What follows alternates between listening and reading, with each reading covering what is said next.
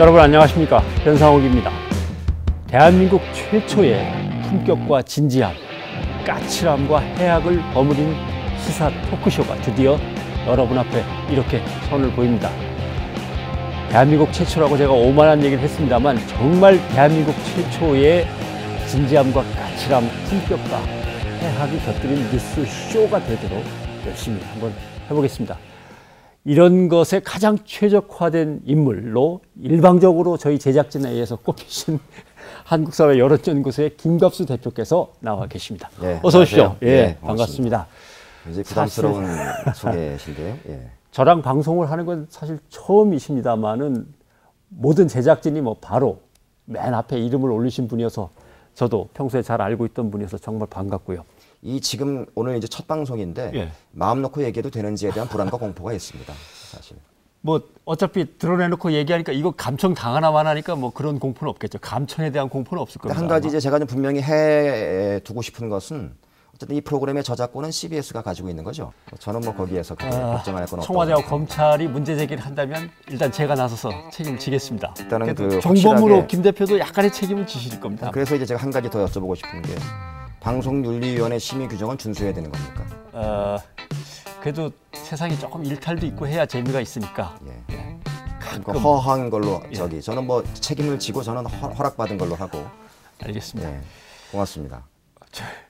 사실 사장과 이사진한테 지금 허락을 받아야 될 건데 제가 그냥 확 얘기해 버렸는지 모르겠습니다. 네, 그러면 첫 번째 핫 이슈가 되겠습니다. 과연 우리는 우리의 정보를 얼마나 털리고 있나? 그것이 국가 권력 기관이라면 이건 도대체 우리를 어떻게 해야 되나? 그리고 믿었던 통신사라면 이것도 더군다나 어떻게 해야 될까? 한번 이 고민을 얘기해 보죠. 김 대표께서는 뭐 다음 카카오 당연히 쓰고 계시겠죠?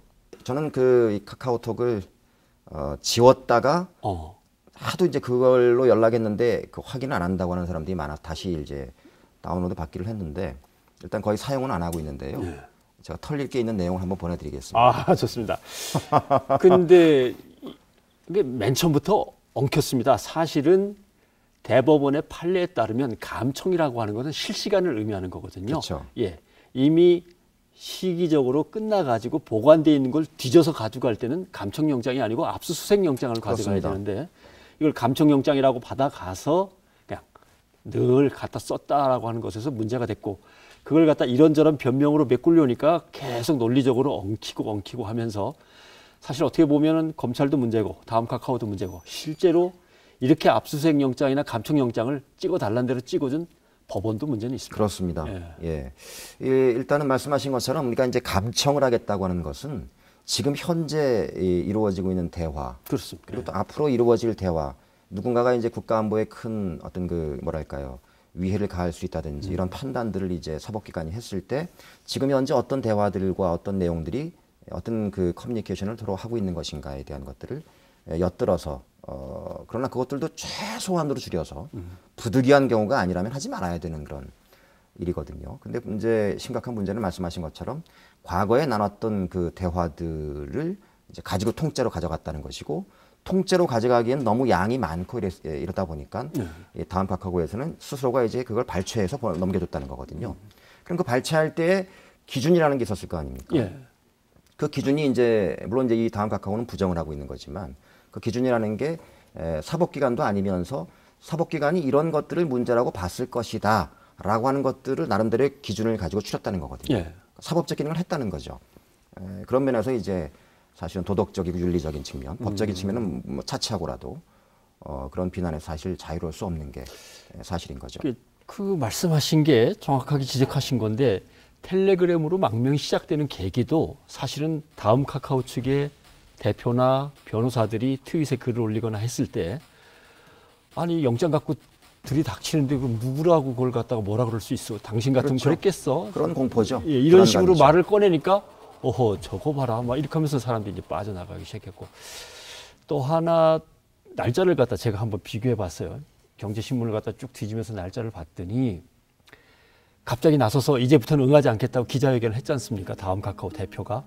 그 다음 날이 다음 카카오의 주식이 코스닥 상장되는 날이에요. 네. 그러니까 텔레그램으로 망명이 막 이루어지고 그게 100만 명, 뭐 이 150만 명 넘어가는데 주식 가치가 막 떨어지는데 내일은 이게 상장되는 날이란 말이죠. 그러니까 아 이거 안 되겠다라고 급히 나서 가지고 저희는 검찰에 맞서서 국민의 비밀을 갖다 보장하는 쪽으로 용감하게 싸우겠습니다라고 슬쩍 선언하는 척하면서 자기들의 주식 가치는 뭐 지킨 거죠. 그런 말씀을 하시는 분들도 많이 봤는데요. 사실 이 음모론적 시각에서 보면은 해가 뜨는 것도 음모고 해가 지는 것도 음모인데요. 예. 그러나 이제 그런 음모들이 그런 뭐랄까요, 오해할 수밖에 없는 그런 분위기들이 사회 전반에 지금 흐르고 있다라는 것 자체가 본질적인 문제이기 때문에 뭐 전혀 무관하다고 할 수도 없고 꼭 그렇다고 단정짓기도 좀 그런 거고. 그러나 어쨌든 까마귀 날자 배 떨어진 건 분명한 거죠. 그 실제로 의심하면서 뭐 좀 뒤져보려고 그랬는데 실제로 일부 언론에서 잠깐 그 얘기가 나왔습니다. 핫라인이 있었던 거 아니냐. 전화해갖고 뭐 뽑을지 빨리 좀 뒤져봐줘. 그러면은 예, 저희가 차가서 보여줘. 이렇게 하면서 모아서 갖다 주거나 완전히 이건 탈법적인 핫라인이 있지 않았을까라고 하는 의심. 저도 이제 뭐 파렴치한지 때문에 간 건 아니었고 이 서울지검 특수부 여러 차례 불려간 적이 있는데요. 특수부로 가셨어요? 예. 그래도 이제 무사한 거 보면은 뭐 제가 나쁜 짓 한 건 아니었습니다. 가면은 제일 이제 먼저 수사의 기본이 되는 기본이 뭐 행적을 복원하는 거거든요. 수사의 기법이. 과거에는 주로 이제 압수수색을 할 때 검찰 수사를 할 때 다이어리를 압수수합니다. 거기에 일정들이 있으니까. 그래서 이제 그 행적을 복원해서 그 사람이 갔던 곳, 만났던 사람, 뭐 이런 것들을 통해서 이제 행적 복원을 통해 수사를 하는데 이게 IT 사회로 접어들면서 검찰이 수사를 할 수 있는 그 방편이 굉장히 수월한 게 많아졌습니다. 예를 들면 이제 이 전화 통화 내역, 그다음에 카드 결제 내역, 그리고 또 다이어리, 또 문자 메시지 전송 내역, 거기다가 이제 메신저까지 이렇게 복원해버리면은 그것들을 가지고 일상생활을 복원하면은 완벽하게 어디에 몇 시에 몇 초에 어디 있었다. 누구랑 어떤 대화를 했고 이것들은 뭐 피해갈 수 없는 그런 감시 사회에 우리가 지금 놓여 있는 거죠. 상대적으로 이제 검찰이나 이런 권력들은 수사하기는 편해진 거고요. 근데 그 수사라는 것이 과연 공익에 부합하는 것이냐 아닌 것이냐 이런 자의적인 판단에 우리가 워낙에 이 무방비로 노출돼 있다는 것이 이제 핵심적인 문제인 것이고 그런 면에서 권력을 쥐고 있는 이 주체가 얼마만큼의 그 선한 의지, 헌법에 보장된 개인의 프라이버시를 보호해야 되는 또는 그 시민들이 당연히 헌법에 보장된 권리로서 누려야 되는 것들을 최대한 존중하려고 하느냐 말아야 되느냐라는 것들에 대한 것이 본질적인 것이기 때문에 이 부분을 자꾸 이제 일개 기업의 어떤 왜 니네는 최선을 하지 않는 거야라고 몰아가기에는 좀 부족한 측면이 있다. 네. 그래서 일단은 우리의 민주주의가 얼마나 건강한지에 대한 본질적인 질문. 그래서 이 민주주의를 보다 건강하기 위해서 우리 모두가 해야 될 일들은 어떤 것인가에 대한 것들에서 답을 찾아야 되는 것이 아닌가. 그런 생각이 좀 있죠. 영국 시인 예이츠의 시에 그런 대목이 하나 나오는데 왜 악한 의지를 갖고 있는 사람들은 그렇게 열정적이고 잘 뛰어다니는데 선한 의지를 갖고 있는 사람들은 자꾸 뒤로 물러나기만 할까라고 하는 구절이 있었거든요. 이거 언제 준비해 오셨어요? 근데 이제 저도 좀 준비해 올 걸 그랬네요. 청와대 비서관들은 대통령의 프라이버시 7시간을 지켜주기 위해서 국민들로부터 아무리 욕을 맞아도 저렇게 꿋꿋하게 버티면서 자기 자리를 잘 지켜나가는데 왜 국민의 프라이버시를 지켜줘야 될 기업들은 그렇게 못했을까? 그러게요. 안타까움도 있어요. 제가 이제 메모를 좀 한번 해봤는데요. 이러면 이제 저도 좀 준비한 게 되는 거죠. 예. 사실 이게 그동안 저는 이제 어떤 생각이 드냐면 탈탈탈 털려가지고 더 이상 털릴 것도 없는 사회 속에 우리가 살고 있는 건 아니냐. 뭐 이를테면 자, 그동안 우리가 털렸던 것들을 한번 큰 것만 한번 얘기를 한번 해보죠. 이마트나 홈플러스, 롯데마트 같은 그런 대형 마트에서 경품 행사하면서 수많은 사람들이 경품 행사에 응모했습니다. 그거 여기저기 엄청난 돈 받고 다 팔아먹었다는 거 아닙니까? 예외 없이 털렸죠. 그리고 기존의 금융기관, 은행이라든지 증권사 이런 데서 개인정보 수없이 해킹당해가지고 털려가지고 중국이라든지 이런 나라에서 한국 주민등록번호 하나 안 가지고 있으면 이거 뭐 이렇다는 얘기도 있는 거고요. 그 다음에 카카오톡 대화방 털렸죠. 네이버 밴드 털렸죠. 이메일은 이미 오래전에 털렸습니다. 대부분 다 G메일이나 이런 데로 망명한 지 오래됐죠. 거기다가 최근에는 건강보험의 의료 정보를 또 경찰이 요구를 해서 400몇십만 건들을 털어갔다고 합니다. 더 기막힌 것은 광주에 얼마 전에 그 공사장 외벽에 예. 정권을 비판하는 낙서가 이제 쓰여졌는데 경찰이 기초수급자들이 저런 짓을 했다는 제보가 있다. 저는 경찰의 이런 판단도 굉장히 문제가 있다고 보는 거죠.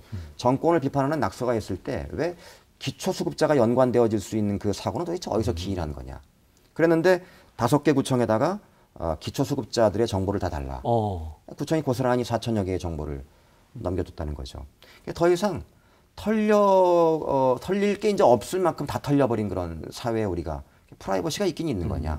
이런 비참한 사회 속에 살고 있다는 건 참 안타까운 얘기죠. 아무튼 뭐 첫 번째 주제는 이렇게 해서 마무리를 지어야 될 것 같은데, 뭐 이 대표도 잘 아신다니까 좀 전해 주십시오. 김 대표입니다. 김 대표. 네. 아니야, 저 다음 카카오의 이 대표를 아신다니까. 예. 그러면 두 번째 핫 이슈가 되겠습니다. 왜 나름대로 잘 사는 사람들과 돈 잘 버는 기업들은 어떻게든 밥도 떠먹여 주고 등도 토닥거려 주는데 서민들의 주머니는 이것저것 핑계를 대며 자꾸 털어가는가. 근데 이 문제입니다. 이게 뭐라고 표현해야 될지 모르겠습니다만은 증세는 없다고 맨날 그러지만 결국 증세 아닌가. 이제 이런 비난이 있는 거죠. 사실은 이제 우리가 이 복지 국가로 가는다는 것은 피할 수 없는 대세이긴 한데 이 부분들을 과연 증세를 당장 해소를 할 거냐. 그렇지 않으면 증세를 하지 않고도 우리가 낭비하고 있는 예산을 최대한 줄여가지고 또는 항목을 좀 조정을 해서 그동안 우리가 인프라스트럭처에 특히 이제 도로 건설 이런 데 많이 썼는데요. 이런 비중을 좀 줄여가지고 대신 복지에 좀 쓰는 걸로 해서 삶의 질을 좀 향상시킬 거냐. 이런 토의가 돼야 되는데 그런 것들에 대한 그 국민적인 합의는커녕 합의를 위한 논쟁을 던져주지도 않고 그냥 올리겠다. 특히나 이제 담배 같은 경우는 내걸었던 이슈가 세금하고는 전혀 관계없이 건강권을 내세웠단 말이에요. 예. 사실은 굉장히 조삼모사거든요. 그게 이제 핵심입니다. 이제 음모론으로 또 넘어갈 수도 있는 거지만 증세는 없다. 세금 안 올린다. 이거는 뭐 때문에 자꾸 이 말을 갖다 구호처럼 정부가 내거냐면은 기업의 법인세 안 올리고 기업들을 위해서 규제를 갖다 계속 완화해 주면서 기업의 부담을 덜어주려니까 기업과 관련된 세금을 안 올려야 되니까 증세란 없다. 이렇게 했는데 국고는 빈단 말이죠. 그렇죠. 벌써 2013년에 15조 뻥크 났죠. 벌써 올해도 상반기 한 10조 가까이 펑크 났다고 하니까 지금까지 한 국세만 따져서 한 10조 펑크. 그럼 지방세까지 합치면 이것도 역시 올해도 한 20조는 펑크가 나는 건데 이거는 경기가 나빠서가 아니라 구조적인 거란 말이죠. 계속 펑크가 나는 건데 말씀하신 대로 이런 펑크 나는 상황에서 이제 복지 예산을 확보하려면 이제 사실 어떻게 보면 증세해야 될 것 같습니다. 부유세는 부유세대로 기업에 대해서 법인세는 법인세대로 올려 잡아야 되는데 그쪽을 보호한답시고 이제 증세는 없다. 딱 못은 박았는데 금고는 비니까 정부 금고를 메워야 되니까 말씀하신 대로 건강들도 해로우신데 담배값을 조금 올릴 테니까 뭐 이러면서 올리고 눈물도 없죠. 그럼 걱정해 주니까.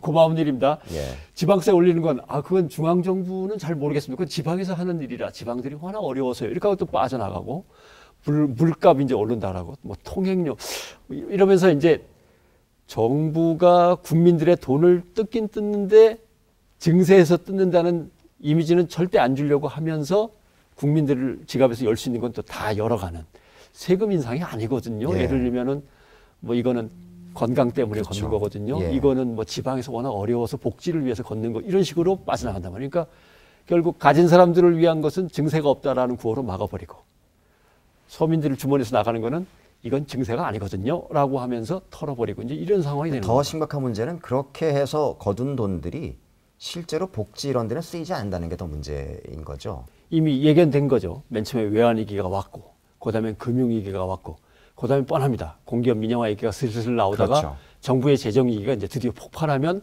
그때부터는 이제 정신없이 돈을 걷어갖고 정부 재정을 메꾸기 나가야 되는 건데 벌써 이제 스페인이라든가 이탈리아 같은 나라들은 이제 정부가 뒤집어지기 시작하는 거고 우리나라도 정부 재정이 이제 거덜나갔고 그동안 빌려 쓴 외자에 이제 이자 갚고 원리금 갚는 것도 이제 벅차진 거죠. 그 돈이 뭐 그냥 빚진 건 아니고 뭔가 하다 보니까 빚진 건 분명합니다. 정부도 애를 썼어요. 근데 하필 4대강이라든가 도로라든가 뭐 수익이 전혀 날 수도 없고 유지비만 더 들어가는 이런 일들다가 이제 계속 투자를 했으니까 지금 그걸 메꾸는 게 아무런 지금 근거가 없죠. 우리가 가지고 있는 그 이 부채가 정확하게 이제 제가 기억을 못 하겠습니다. 가계 부채는 이미 1,200조를 넘었다라고요. 1,200. 어마어마한 거죠. 그리고 지금 금리를 계속 내리고 있단 말입니다. 금리를 내리고 있다는 얘기는 돈을 빌려 써라 은행에서. 예. 왜냐면 이제 이자가 거의 없는 거나 마찬가지니까 빌려가게 되는 거죠. 그래서 돈을 돌게 하겠다는 거거든요. 이게 이제 일본이 과거에 잃어버린 10년 바로 직전에 이제 했었던 그런 예. 방식인데, 그래서 부동산 경기를 부양해서 경기를 좀 활성화시켜 보겠다라는 것인데, 가계부채 같은 1,200조 이게 계속 좀 늘고 있다는 게 문제인 거고요. 그리고 또 이제 국가부채가 있는 거고 공기업 부채라는 것들이 어마어마하게 많이 늘었습니다. 특히 2008년 이후에 상상을 초월하게 공기업 부채가 많이 증가했거든요. 이제 우리가 알다시피 이제 4대강 사업에 어마어마한 돈이 투자가 됐고요. 최근에 이제 밝혀진 거로는 MB 정부 때 외국에 자원 개발하겠다, 우리가 그 돈 벌어오겠다 그래서 투자했다가 투자한 돈이 약 지금까지 밝혀진 것만 22조. 근데 우리가 회수한 거는 1조밖에 안 된다는 거거든요. 근데 그런 모든 것들을 정말 힘없는 일반 납세자들한테 전가시켜 버리고 또 그런 것들에 있어서 전혀 저항도 하지 않고 이건 아닙니다라고 했었던 공기업 이 간부들과 이 직원들은 여전히 상상을 초월하는 고액 연봉과 성과급 잔치를 벌이고 있단 말이죠. 근데 이런 말도 안 되는 도덕적 해이의 이 악순환을 그대로 방관하면서 끊임없이 도로 요금 올리고 담배값 올리고 주민세 올리겠다, 자동차세 올리겠다, 그렇죠. 이제 물값도 올리겠다. 이거는 정의롭지 않은 거죠. 일본 같으면 소비세를 올릴까? 인플레이션을 조금 놔둬볼까? 아니면은 재정 긴축을 확 할까?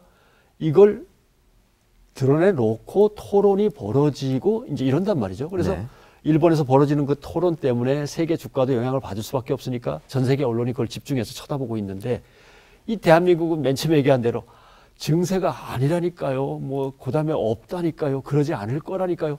계속 변명을 하면서 빠져나가면서 국민한테 정부의 재정이 어느 상황인지, 앞으로 재정정책과 경제정책을 어떻게 끌고 나갈 건지, 그래서 어떤 식으로 해결할 건지 내놓지도 않고 토론을 붙이지도 않고 다 닫아버리고 있단 말이죠. 이게 답답한 거죠. 필요하다면 예를 들면 이제 이 박근혜 정부가 지난 대통령 선거에서 했던 수많은 공약들이 있는데요. 그 중에 이제 단적인 예 하나만 든다면 노령연금 일괄적으로 이제 20만 원씩 지급하겠다고 이제 공약을 했었단 말이죠.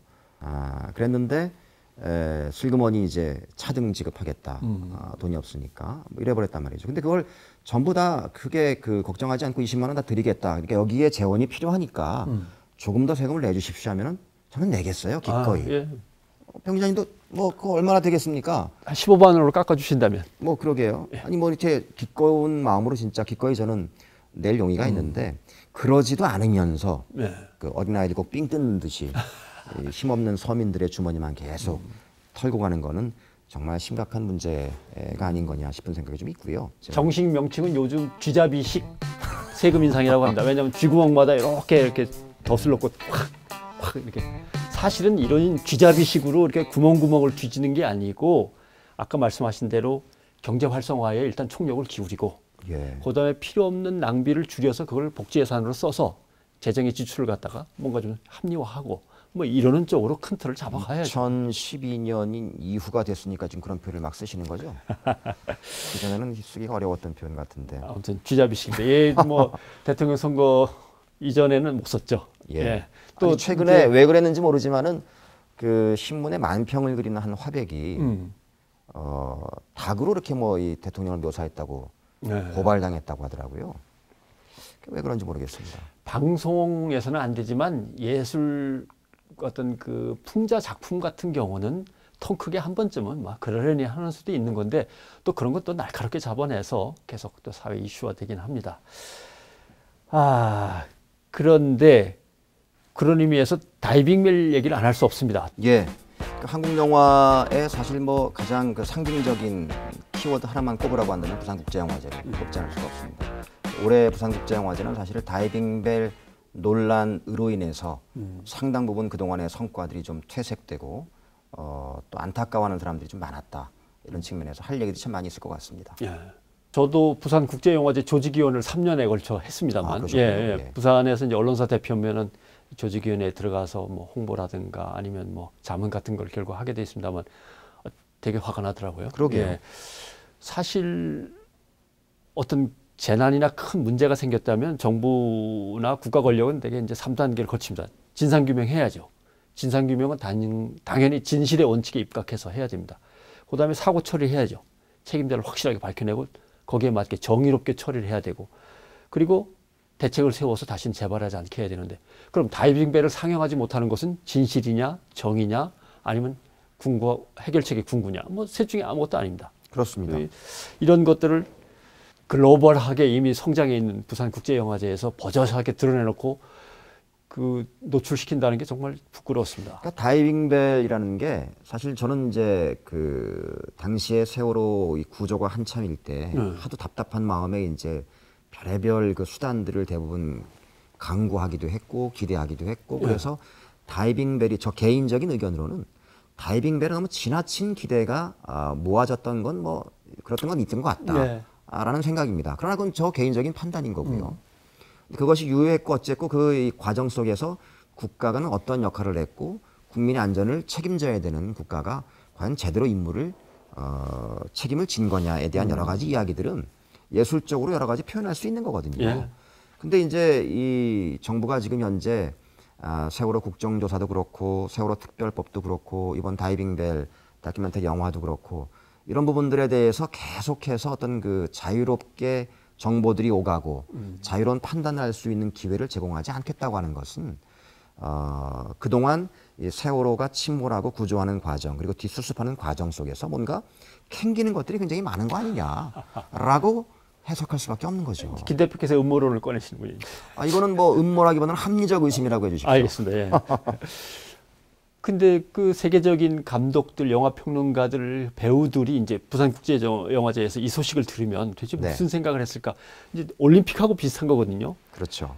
부산국제영화제의 인사말은 부산시장이 하는 겁니다. 사실은 서울올림픽 하면 서울시장이 해야 되는 것이고, 이거는 도시가 주최하고 도시에 사람들이 모여서 함께 즐기는 그런 축제인데, 도시의 시장이 국가 권력의 눈치를 보면서 이런 식으로 영화제 자체를 갖다가 뭐는 빼야 된다, 뭐는 빼야 된다 이렇게 얘기했다라고 하는 건 참 창피한 일이고, 만약에 이건 서울올림픽을 하면서 서울시장이 뭐 아무개 종목은 아무래도 빼버리고 대통령이 좋아하시는 종목이 아니야 이렇게 얘기했다면 좀 웃기는 얘기가 되는 거죠. 네 번째 음모론을 얘기하자면, 또 하나는 이게 귀찮으니까 국민의 의식구조와 이미지와 인식을 갖다가 아예 미리 조작해서 바꿔버리는 것. 결국 세월호는 별것도 아니야. 배가 가다 보니까 실수한 거고 정부가 움직이는데 좀 늦었어. 뭐 거기에 뭐가 있어 따지지 마라고 하면서 국민의 인식을 바꿔야 되는데 방해되는 게 나타나면 그냥 묻어버리는 거죠. 그래서 저는 그런 면에서 굉장히 슬프고 안타까운 얘기지만, 지금 만약에 세월호 같은 그런 일이 있으면 안 되겠지만 그랬을 때 지금은 다 그렇게 구조할 수 있는 거냐라고 물어봤을 때 우리 사회는 거기에 답할 수 없다고 보는 거거든요. 그렇게 답할 수 없게 된 데에는 그게 왜 그런 일이 벌어졌고 또 그런 일들이 벌어졌을 때 어떻게 해야 되는지에 대한 것들에 대한 대비를 안 하고 있다는 거거든요. 근데 그런 것들이 이런 다이빙벨 같은 이런 다큐멘터리에 대한 상영 금지 조치라든지 이런 사고방식으로 외화되고 있다. 그런 면에서 이 희생자들이 세월이 지나도 제발 이런 것들이 잊지 말아달라고 하는 그런 좀 말도 안 되는 말일 수 있지만 오랫동안 기억해 달라. 기억해서 두 번 다시 이런 일이 없게 해달라는 이름에서 이게 세월호였던 건 아니었던 거냐. 뭐 이런 마음까지 들 정도로, 이게 사실 음모인데 이게 진짜. 저는 음모는 아니고 합리적인 의심, 김 대표께서 강조하신 합리적인 의심을 하나만 더 한다면, 3번 연임해서 부산시장을 하신 분이 있습니다. 지금의 S모 시장 직전에 이제 H모 시장이 이제 부산시장으로 계속 있었죠. 그래서 3번 연임하고 이제 드디어 물러났습니다만, 그 다음에 이제 S 시장께서 오신 건데, 그 양반 때는 뭐 이런 논란이 없었어요. 왜냐하면 그 양반은 친이도 아니고 친박도 아니었거든요. 근데 지금 S 시장은 누가 뭐래도 친박이다. 라고 하는 부분. 그러니까 이전 부산시장이 보기에는 뭐 세월호를 가지고 다큐멘터리 하나 찍었나 보네 라고 할 수 있는 건데, 아니 이거 우리 진영에게 별로 이렇게 반갑지 않은 소재인데 뭐 이러면서 친박의 입장에서 나선 거 아니냐? 합리적인 의심입니까? 이게 음모론입니까? 이런 일은 없었다. 그렇죠. 뭐 잘 모르죠. 자, 아무튼 그건 합리적인 의심으로 그냥 일단 접고 예. 친박 얘기가 나왔으니까 마지막으로 우리 친박의 좌장이신 김무성 새누리당 대표 얘기를 좀 해야 될 것 같습니다. 저희가 마련한 코너 중에 하나는 까토스타입니다. 인물평을 하는 시간을 마련했습니다. 오늘 그 첫 인물은 새누리당의 김무성 대표입니다. 중국에 갔다 왔어요. 네. 가서 아주 모든 이슈를 빨아들이는 박근혜 대통령 표현에 하면 이제 블랙홀이 돼버린 개헌 이슈에 이제 불을 제대로 붙였죠. 예. 야당이 갑자기 옳은 소리야 지지를 하니까 이거 내가 조금 너무 앞서 나갔나 했던 모양이죠. 그랬다기보다는 저는 그 본질이 이 개헌 논쟁의 본질에는 청와대와 또는 박근혜 대통령과 청와대와 차기 권력 김무성 대표의 파워 게임이 이 개헌 논쟁으로 애화되고 있다라고 저는 이제 보고 싶습니다. 왜냐하면 지금 어쨌든 이 김무성 대표와 박근혜 대통령과의 관계, 또 김무성 대표와 박근혜 대통령의 측근들, 친박 핵심과의 관계는 그동안 알게 모르게 이 불가근 불가원이면서 긴장 관계였습니다. 원조 친박이었지만 아니라고 할 때는 또 아니었다가 이런 관계를 계속 애증의 관계를 반복해온 관계거든요. 그런 측면에서 이제 한국 사회의 특수성이 권력은 잡으면 잡은 상태에서는 다음 권력을 걱정하게 됩니다. 왜? 우리가 다 나중에 이제 권력을 놓았을 때 우리가 당할 뭔가는 없는 거냐라는 것들을 걱정하게 되는 거죠. 그런 면에서 이제 차기 권력, 이 후계를 누가 할 거냐에 대한 염려들이 있거든요. 근데 지금 누가 뭐라고 해도 자타가 공인하는 새누리당 차기 권력의 선두주자가 김무성 대표거든요. 그렇죠. 근데 이 사람이 만만하지 않은 사람이란 말입니다. 박근혜 대통령 입장에서 봤을 때. 만만치 않죠. 그런 면에서 이 김무성 대표는 또 일단 지금 지지율이 꽤 오른 상태이긴 하지만 이게 어떤 이 공고하게 기반이 있는 것도 아니고 그리고 라이벌들이 있단 말입니다. 김문수 지사라든지 몇몇 사람들이. 그런 면에서 차기 권력에 한 발 더 앞서 나가기 위해서 주요한 의제들을 본인이 스스로 이제 가지고 돌파하려는 그런 절호의 기회를 당대표 시절에 해야 되겠다. 근데 거기다가 야당도 호응하는 사람들이 많단 말이에요. 그렇죠. 근데 이제 그런 힘겨루기가 팽팽한 가운데 청와대가 가지고 있는 무기가 뭐가 있냐면 말씀하신 국가가 가지고 있는 그 합법적인 폭력, 사법기관을 가지고 있단 말이죠. 그렇지. 그래서 수원대학교에 지금 김무성 대표의 따님이 특혜 임용됐다라고 하는 의혹이 이제 불거졌지 않습니까? 그렇습니다. 그동안 여당도 그렇고 이 보수적인 언론들도 그동안 쉬쉬해왔는데 이걸 지난 며칠 전에 뉴데일리라고 하는 보수의 매체가 대대적으로 보도하고 나섰어요. 그래서 저는 이 부분은 시그널이 그러니까 청와대와 정부 여당 친박 핵심들이 김무성 대표에게 보내는 경고였다라고 이제 볼 수밖에 없다는 거죠. 상당히 합리적인 음모론 같습니다. 저도 음모론인가요, 이제? 경고를 날리면서 김무성 대표가 바로 또 아니나 다를까 불찰이었다. 거기에 대해서 이제 떠오르는 추억의 데자뷰가 하나 있습니다. 네. 김무성 대표의 이제 트라우마일 수도 있는데 2012년 초에 이제 참계 사건이라고 부산 앞바다에서 그러니까 2012년에 이제 박근혜 그때는 비상대책위원장인가 아마 그랬을 것 같습니다.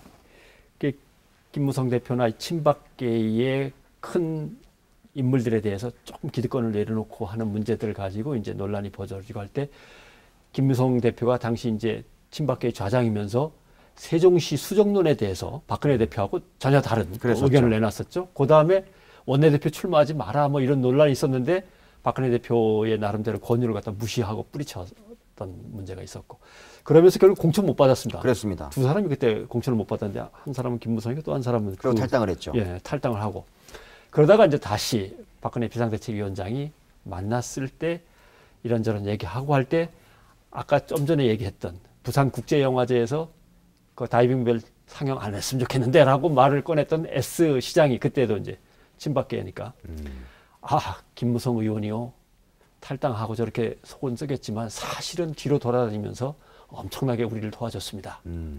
현역 의원들이며 지역구며 힘 많이 썼습니다. 좀 칭찬을 해 주셔야 됩니다라고 하니까 박근혜 위원장이 고생 많이 했습니다. 고맙습니다. 역시 부산 사나이입니다. 의리를 예. 지키고. 딱 부산 사나이입니다 하는 그 말에 이제 김무성 대표가 눈 녹듯이 그냥 다 녹아버렸고. 녹아면서 저도 뭐 하나 보답하겠습니다 하면서 참깨 조각을 꺼내가지고 참깨를 발라가지고 이제 박근혜 대통령한테 참깨 사건이죠, 유명한. 예. 그러니까 그때 이미 한번 꺾였다가 겨우 화해해서 접합돼서 여기까지 왔는데 개헌론 가지고 또 이렇게 팍 어그러지면 야 이것도 그때처럼 뭐 또 괜히 이게 일이 잘못 풀리면 안 되는데 이런 생각을 할 수도 있는 거죠. 그러면 거꾸로 이제 든 생각이 청와대에서 김무성 대표에게 참깨를 이번에 보내면 안 될까요? 그만 참깨. 참깨. 알겠습니다. 자, 썰렁하군요. 예. 뭐 얘기를 하려면 한이 없겠습니다만은 예. 참깨까지만 오늘은 하고 예. 점심 시간도 됐으니까 참깨 먹으러 가는 건가요? 참깨는 요 주변에 없으면 제가 꽃게탕을 쏘겠습니다. 예, 좋습니다. 스타카토 첫 시간입니다. 저희가 꽃게탕을 먹으러 가는 걸로 마무리를 짓겠습니다. 뭐 합리적인 의심도 나왔고 처절한 음모론도 나왔습니다만은 나름대로 국가와 민족의 진로를 위한 저희들의 진지하고도 까칠한 고민이었다고 생각해 주시기 바라겠습니다. 저희 다음 시간에 다시 뵙겠습니다. 고맙습니다.